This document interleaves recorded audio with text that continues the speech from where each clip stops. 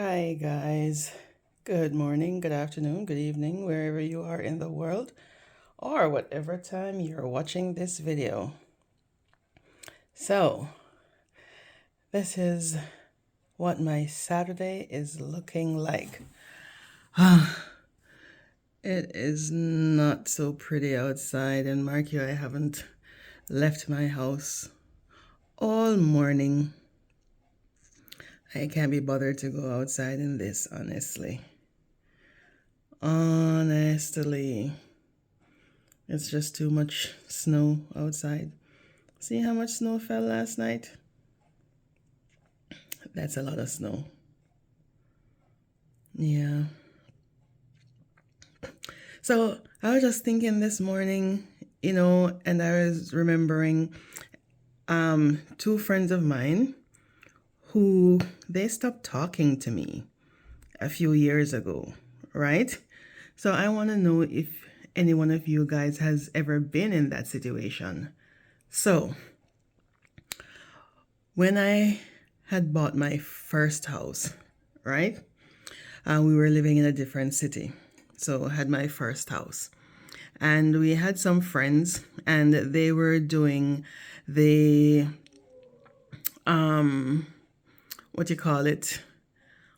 Marketing program where, they sell you a product and then they move up in ranking. It's almost like a pyramid scheme. Well, they said it wasn't a pyramid scheme, right? So I remember that when I moved here, they had just started the Cash Plus in Jamaica. And I wasn't paying it any mind, until I heard, lots of people getting their monies and doing a turnover. And I said, okay, that sounds like it's a good thing to do.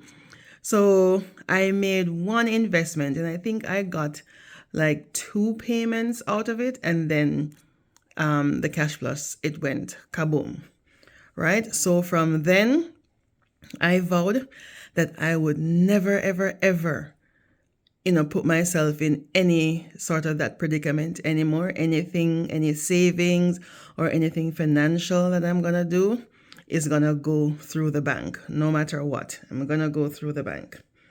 So, anyways, that was my stance since then. So, bought my first house and we were living, nice and well and comfortable. So we had two friends and they were involved in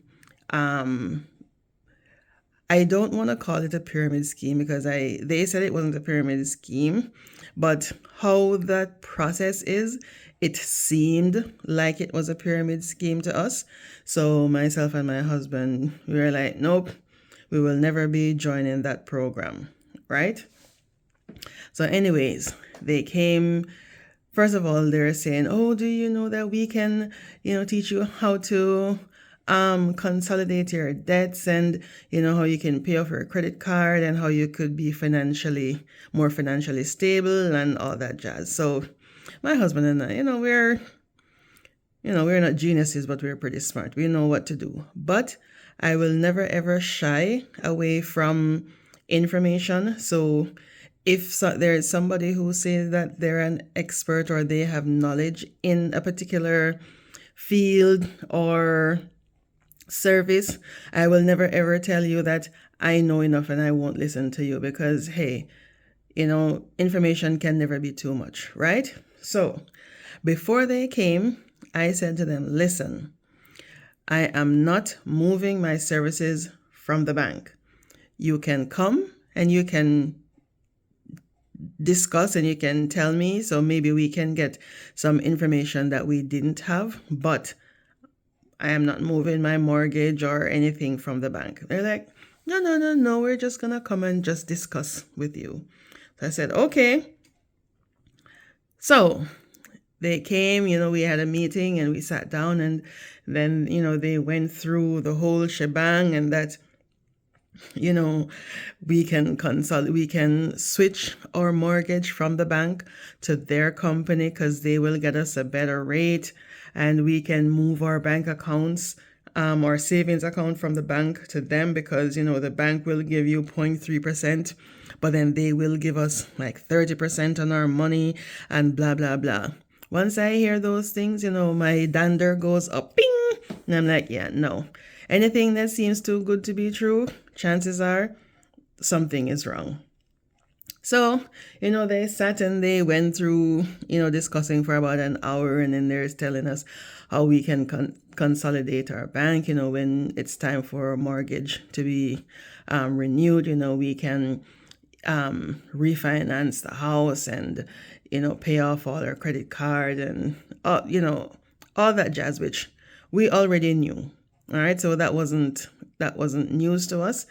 But I'm like, okay, after 1 hour, they're just telling us something that we knew already. So when they were finished, their presentation, they got their little printer out and, they're like, okay, so are you ready to sign up and stuff? So I'm like, no, I'm not. We're not going to sign up because we already told you guys before you came that we're not going to be moving our services from the bank, and especially with this kind of company. And then they're like, oh, but we wouldn't, let you move your services from the bank to this company if it wasn't credible, and this company is on the American stock market, and all the stories they're telling us, and then they said something which kind of struck me the wrong way. And then they're saying that they came to us and, they're very surprised that us as Jamaicans, they thought that their fellow Jamaicans would patronize them in their business, so, to help them. And I'm saying, you can't tell me that for something that I've worked so hard to accomplish. Right? When I was in Jamaica and we tried buying a house in Jamaica, we had fairly good job, my husband and I. And when we were in Jamaica and we tried to buy a house in Jamaica, they told us that we didn't make enough money to pay mortgage. Right? And we decided to come here, and we came here, and within the space of a few short years, we were able to buy a house here. Right? So I'm like, living in Jamaica, my home country, and I couldn't buy a house here, and I have to come to a foreign country to be able to buy a house, right? And now you want to tell me that I must gamble with my house, that I came here and I worked so hard, and it was an accomplishment for us to have. I'm like, no, I already told you, not going to leave the bank, because if there's anything with the bank, guys, you will get some sort of protection. But with these companies, these fly-by-night companies, they can just take your money and go. And I remember a friend of mine, they had moved their services from the bank and went to this company. And then when they tried to switch back from the company to go back to the bank, they had to pay them off before they could break that contract. So I'm like, no, I'm not going to put ourselves in that position. So, when they said, we thought that you guys would, basically we would or should have sympathized with them and move our services from the bank to them so that they could get a commission. I'm like, no, I already told you we weren't leaving the bank, but we told you that we will listen to you, to what you're saying, if maybe you had some extra information that we don't know about, that we could partake or get that information. And if it was something else that we could partake in, then sure, I don't mind purchasing certain things from our fellow counterpart Jamaican, whatever, to help them out in business. But you can't tell me that I should put my house on the line just because we're friends. And from that day, when we told them no, so of course, that ended the meeting real quick. They, you can see that they were visibly upset that, I guess according to them, that, they wasted their time in coming to us to do their presentation. But I'm like, you can't be upset. I already told you, wasn't going to do it. Well, anyways, they left shortly thereafter, and guys, we did not hear again from them for a very, very long time, maybe about 2 years. And these are people who I would say like we would communicate maybe like once a month, just phone call to check in to say, hi, how are you, stuff like that. And then after that, they didn't speak to us for maybe about 2 years. And I think how we spoke, it was a perchance meeting. We went somewhere, I don't remember, a mall or something, or a supermarket or something, and we met them up. And that's how we said hi and whatever. But ever since then, the relationship was never, ever, ever the same.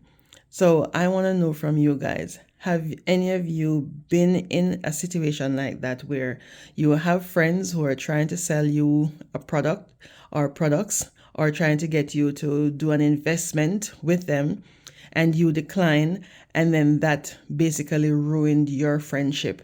And tell me, do you think that we were right in, or give us your opinion, if we were right or wrong in not moving our services to them? And mark you, this wasn't a financial, it wasn't a government funded commercial bank or anything, right? So take that into consideration.